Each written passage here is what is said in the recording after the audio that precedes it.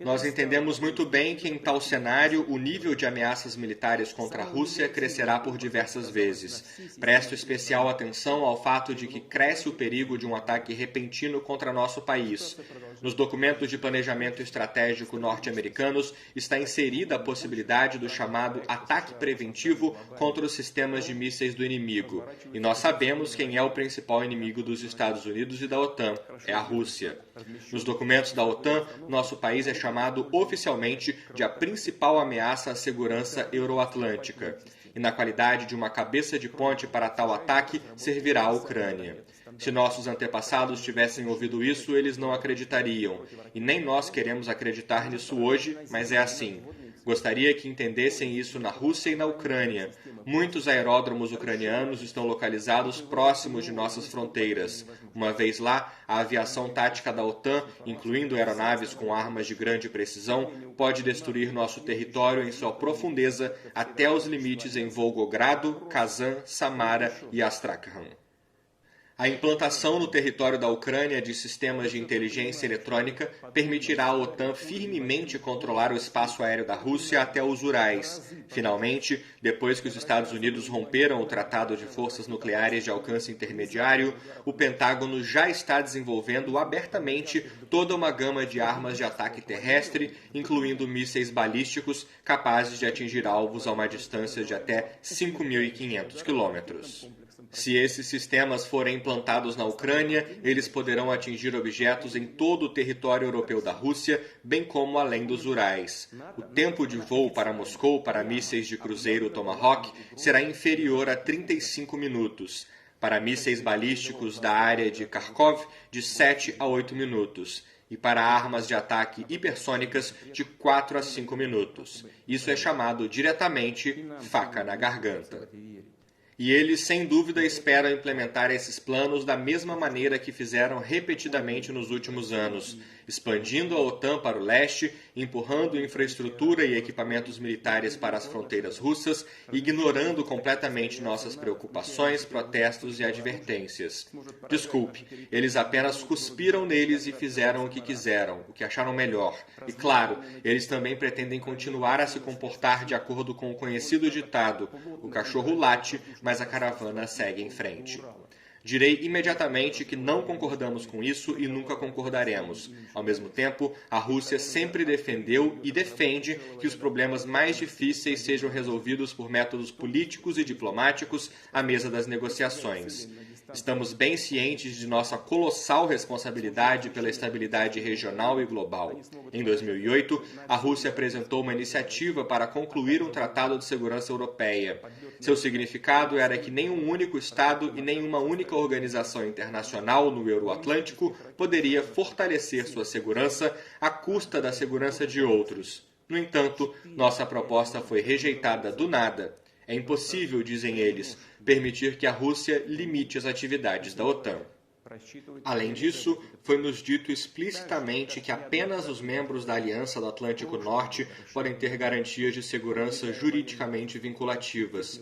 Em dezembro passado, entregamos aos nossos parceiros ocidentais um projeto de tratado entre a Federação da Rússia e os Estados Unidos da América sobre garantias de segurança, bem como um projeto de acordo sobre medidas para garantir a segurança da Federação Russa e dos Estados-membros da OTAN. Houve muitas palavras comuns em resposta dos Estados Unidos e da OTAN. Havia também elementos racionais, mas tudo isso dizia respeito a pontos menores e parecia uma tentativa de encerrar a questão, desviar a discussão para o lado. Respondemos a isso de forma adequada, ressaltando que estamos prontos para seguir o caminho das negociações, porém, com a condição de que todas as questões sejam consideradas em um pacote complexo, sem separação das principais propostas básicas russas. E eles contêm 3 pontos-chave. A primeira é impedir uma maior expansão da OTAN, a segunda é a recusa da aliança em implantar sistemas de armas de ataque nas fronteiras russas e, finalmente, o retorno do potencial militar e da infraestrutura do bloco na Europa ao estado de 1997, quando foi assinado o ato fundador Rússia-OTAN. São precisamente essas nossas propostas fundamentais que foram ignoradas. Os parceiros ocidentais, repito, mais uma vez expressaram as fórmulas apreendidas de que cada Estado tem o direito de escolher livremente as formas de garantir sua segurança e entrar em quaisquer alianças e alianças militares. Ou seja, nada mudou na sua posição. Ouvem-se as mesmas referências à notória política de portas abertas da OTAN. Além disso, eles estão novamente tentando nos chantagear, estão novamente ameaçando com sanções, que, aliás, eles ainda vão introduzir à medida que a soberania da Rússia se fortalece e o poder de nossas forças armadas cresce. E um pretexto para outro ataque de sanções sempre será encontrado ou simplesmente inventado, independentemente da situação na Ucrânia. Há apenas um objetivo: restringir o desenvolvimento da Rússia. E vão fazê-lo como faziam antes, mesmo sem qualquer pretexto formal, só porque existimos e nunca comprometeremos a nossa soberania, os nossos interesses nacionais e os nossos valores. Gostaria de dizer claramente, com franqueza, na situação atual, quando nossas propostas para um diálogo igualitário sobre questões fundamentais, na verdade, ficaram sem resposta pelos Estados Unidos e pela OTAN, quando o nível de ameaças ao nosso país está aumentando significativamente, a Rússia tem todo o direito de tomar medidas de retaliação para garantir a sua própria segurança. É exatamente isso que faremos. Quanto à situação em Donbass, vemos que a elite dominante em Kiev declara constante e publicamente sua relutância em implementar o pacote de medidas de Minsk para resolver o conflito e não está interessada em uma solução pacífica. Pelo contrário, está tentando organizar novamente uma blitzkrieg em Donbass, como já aconteceu em 2014 e 2015. Como essas aventuras terminaram, nós lembramos. Agora praticamente não passa um único dia sem bombardeios de assentamentos em Donbass. O grande grupo militar formado usa constantemente drones de ataque, equipamentos pesados, foguetes, artilharia e vários lançadores de foguetes.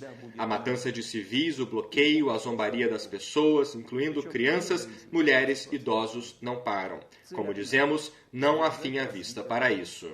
E o chamado mundo civilizado, do qual nossos colegas ocidentais autoproclamados se declaram os únicos representantes, prefere não perceber isso, como se todo esse horror, o genocídio, ao qual estão submetidas quase 4 milhões de pessoas, não existem.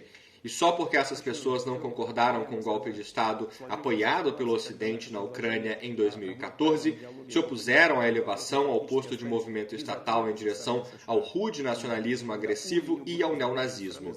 E eles estão lutando por seus direitos elementares: viver em sua própria terra, falar sua própria língua, preservar sua cultura e tradições.